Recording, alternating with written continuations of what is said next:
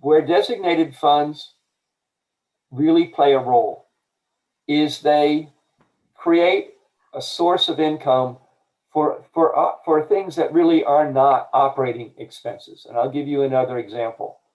A few years ago, there was a parishioner who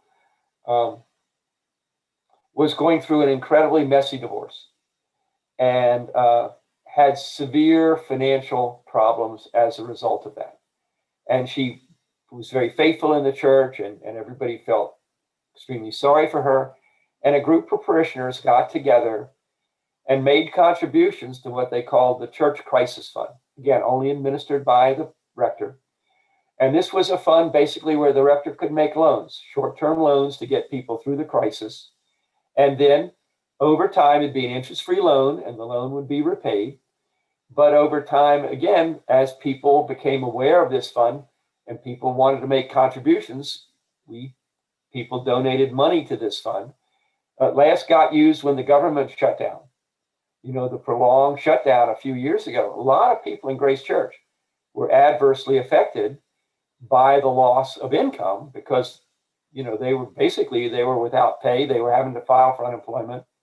So we had this fund and we began to make loans, non-interest loans, pay it back when you can, to give people a cushion, something to get through this period of turmoil. And so that's actually, that fund is called the Church Crisis Fund.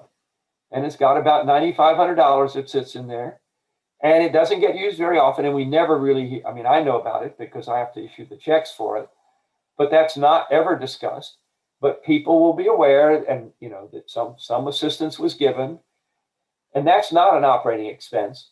But it certainly is something the church could do during a time of crisis. And the shutdown in the government a few years ago was wonderful.